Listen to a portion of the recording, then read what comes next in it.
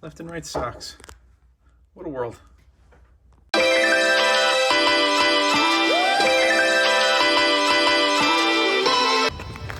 All right, day 4. Right here, wait. What? You shine right into this. I'm shining right in the sun. Here, we gotta get you. Where do you want to go?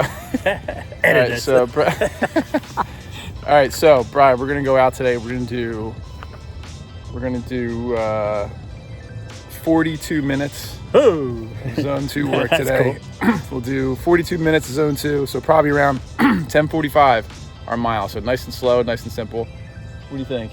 sounds perfect for me. Perfect. All right, let's go. Okay.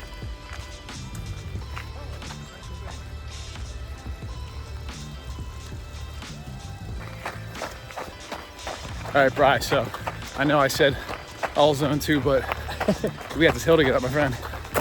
Hill and gravel, wildlife. Nice spot for a run this morning. Yeah, right across the bridge. 20 minutes into it here. Oh, only halfway done. Probably a good time to talk Nationals pacing strategies. What's your master plan? I haven't quite figured that one out yet. Go as hard as I can and not bunk. All right, so here you go, everyone. Go as hard as you can. Don't bonk. In the words of Brian Zobel. I mean, you just got an advantage. That's just on the run. Don't push the bike or you will bonk on the run. This is an advanced clinic over here. Our strategy is go as hard as we can and don't bonk. How many carbs per hour, Zobel? We got to figure out the nutrition. One go every 45 minutes. There you go. One gel every 45 minutes. Sounds like a good strategy. How about the swim? We got a swim strategy yet? Just survive and catch up on the bike. All right. Over and out. Home base. We did it. So we're back. Great run. Any words of wisdom? Let's talk. Nice recovery run. You got to take care of the recovery if you want to race well and race. That's right.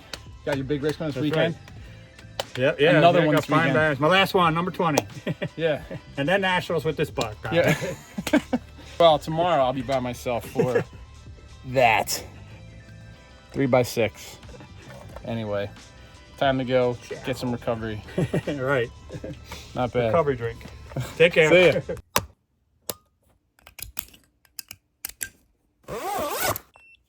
All right, back from the run. I'm in the legs. Recovery has started. I gotta say, running with friends is so much better than running by yourself. And running with Brian, who is also going to be at Nationals, that was awesome.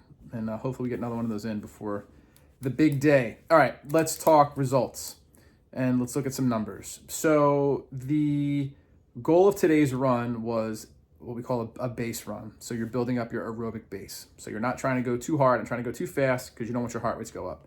You want it to stay in zone 2, which means you should be able to carry on a conversation. Your breathing should be slow and controlled, et cetera, et cetera. For me, that's right around 140 beats per minute.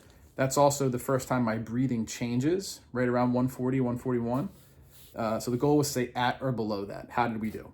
All right, well, average heart rate was 137, so that's good. But the good news is that was an 11-minute mile. So for reference, a couple weeks ago, August 15th, I was at the same heart rate, 140, but it was 11:44, so 45 seconds slower per mile. Now, it's also beautiful and nice and cool outside. The heat's got a lot to do with it. So let's keep looking at some more metrics. There's a performance, which basically says, okay, if your X heart rate is X minute a mile, that's your baseline.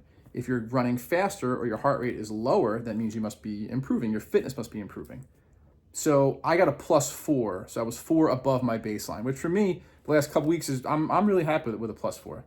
It also never went below +2, so it never went down to my baseline, which is really, really good. My cadence was around 175. I want to be around 180, so you have quicker turnover on your feet. That means you're less ground contact time. You're not slamming, just plodding along, doing these real big, heavy steps. Keep quicker feet, shorter steps, higher turnover.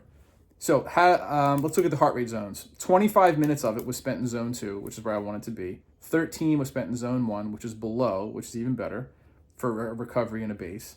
and only 1 minute was spent in zone 3, which is kind of the no man's land. I didn't really want to be there at all today, but 2 uphills, it's okay if it just goes up there for a minute. So this, on paper, looks like a good run. What I don't understand is that the HRV went down again overnight. So now it's down at 28. I'm not sure. I'd have to go back and look to see if after 70.3 last year, Ironman Atlantic City, if my HRV dropped. I don't think it dropped that much. And I don't think if it did, it definitely didn't stay there for 4 days.